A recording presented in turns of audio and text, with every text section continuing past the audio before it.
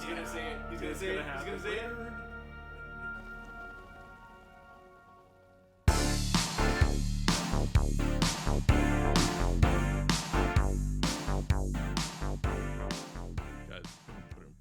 Yes.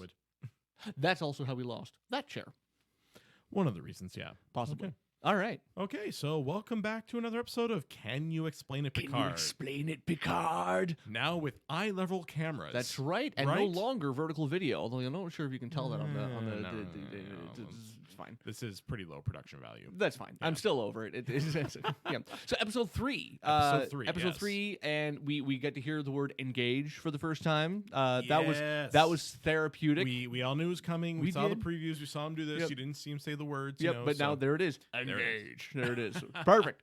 Yeah. Super happy with that. So I think for this episode, obviously spoilers. You haven't seen it. I mean, of course, he's going to say engage. If you're going to consider that a spoiler, well, then you're one of the 16 people watching this, and you're probably friends or family or something. So anyway, exactly. Deal with it. So we're sorry, not sorry. I'm not sorry in the slightest. Oh, there you go. Okay, so I figured this episode, let's just keep it brief. Let's talk a little about the Romulans. So what have we learned about the Romulans? So they've infiltrated Starfleet, the Earth. We know that. They're very much interested in this Borg reclamation project, and interested in this. Which is weird because because on one hand we spent the last episode talking about how they're not technical because of this reason, that reason. Yet now they're pulling apart Borg drones. Right. So that's interesting. I mean, it is. I think we'll maybe find more reasons behind it, obviously. There's definitely some kind of connection now, I believe, between this Bruce Maddox character and the Romulans as well, because these reclaimed Romulans who were assimilated and were liberated from the collective and were like in therapy, they had like this therapy room, and they knew who she was, and she suddenly started remembering all kinds of crap about them. And because she's a creation of Bruce Maddox, that tells me you're dealing with or maybe it's leftover hive memory from Data, because remember Data was joined to the collective at one point during First Contact. Yes, because remember Picard could hear his voice through the voice of the collective. That's right. Yes. So we know that Data was joined to the collective at some point. So it is entirely possible that she's remembering something from the era of First Contact. It's possible. It's possible. I mean, my theory so far around how far down the rabbit hole we go with Data has not been panned out, especially around the Borg, but we'll see. The other cool thing we've noticed is that we finally figured out why some Romulans have smooth heads, some Romulans have ridges. Northerners have ridges. There you go. Yeah. So now, and I don't know if this is the first time we've ever actually heard the Romulan language. I mean, besides Dolan True, like the couple slogans there, but this is the first time I think we've actually heard it spoken out loud. Yeah, Sochi is speaking in Romulan. Where in the world did she learn that? Well, hang on, she's a synthetic, so I guess yeah. Well, programmed in multiple human relations. Well, the other thing is that it is entirely possible that she studied Romulan. I mean, she works with Romulans. She's on a Romulan project, so she can be bilingual. It also sounds very similar to Vulcan, which is no surprise that it would sound similar to the out loud Vulcan language. Similar origins. Why not? Similar origins. Makes absolutely. Did we ever see we must have seen the Vulcan language written at some point, but yeah, probably. Probably. Yeah, probably.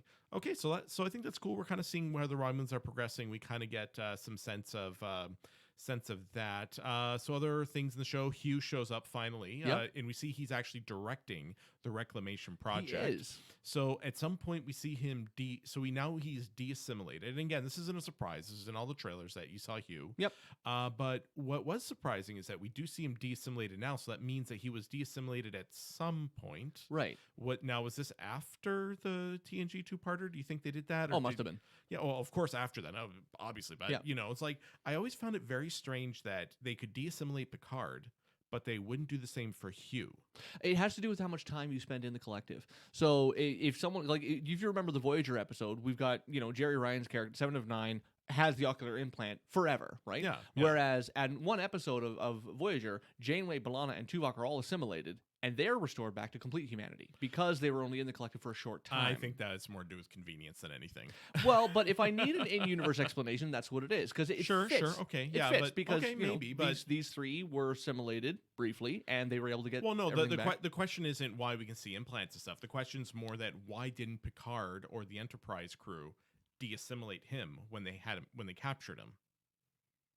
That seems like a very odd choice for them to do. Now that in hindsight, because I don't think de-assimilation outside of Picard was really considered a thing. But it's very odd that they didn't. Maybe they attempted it. Maybe they didn't have the technology, but they had technology to deassimilate Picard. But this is before they sort of retcon the nanoprobe and stuff. Yeah. So I mean, there might be an in-universe explanation. Maybe I remember at the end of Best of Both Worlds, when Locutus dies or whatever, and Picard comes back, Beverly Crusher does say to him, "Your link to the collection has been severed. We should have no trouble getting those implants out now." So there was something, because the implants were still active, that's why you couldn't get them out. Now, that doesn't solve everything, because Jerry Ryan's character still has the ocular implant. And we also know that Picard has a connection to the Borg still. Right, which is some kind of... So he still has... and it was mentioned in First Contact, he has implants all over his body. Had, past tense. No, has. Has? Yep. Still? Go rewatch, and you'll see that there's a reference to the implants still being in his body. So I think what they did for him was cosmetic.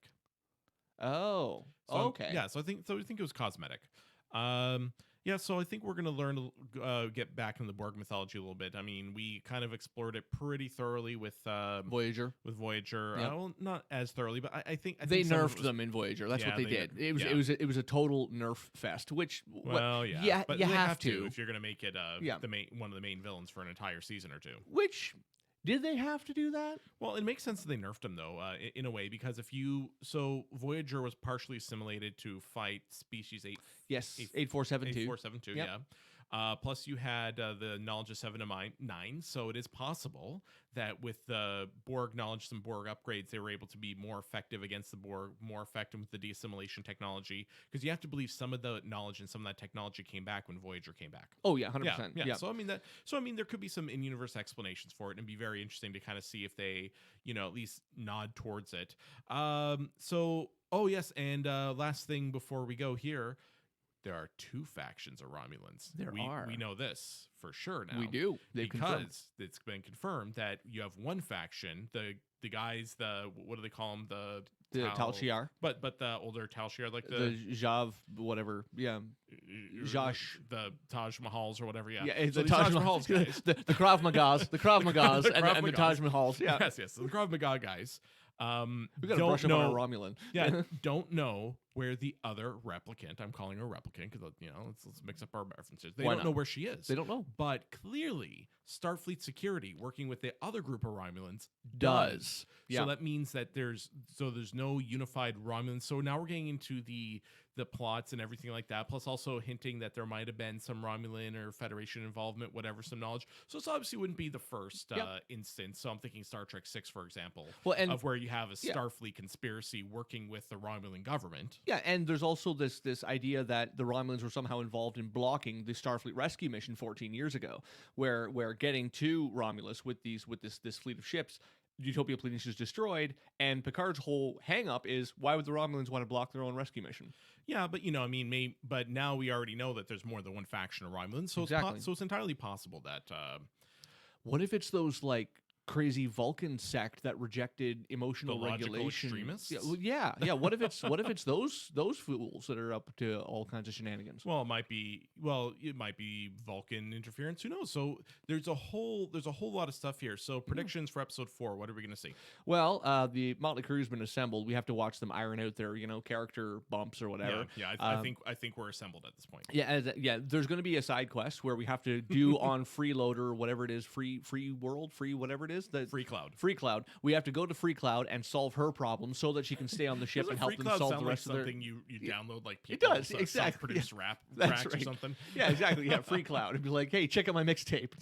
It's on Free Cloud. Yeah, that's right. No, I feel like they're all going to help her do whatever her thing is on Free Cloud, resolve it in some way. Either she gets what she wants or doesn't get what she wants and is okay with it. And that way, having resolved that side quest, they're going to all go back together on the ship and do it. So hopefully it's not a fetch quest, because Star Wars did way too much of that in Rise of Skywalker, and I'd like to see sci-fi get back to storytelling. Yeah, and I think you're right. I think we're going to see sort of a side quest, and I think we went an episode without seeing any sort of nostalgia bites there, except for the little bit of Engage. Yeah, there's that was therapeutic. I mean, Come on, therapeutic. You had to include that at some point. And of course, he's going to do that. Yeah. I think we're going to see too that we're going to see obviously that we're also going to see Picard ironing out where he's not he's in charge, but he's not. So every time in TNG and the movies, you always see, he butt heads against people, but he was in charge and everyone deferred to him. Now we're finally seeing Patrick Stewart acting as Picard,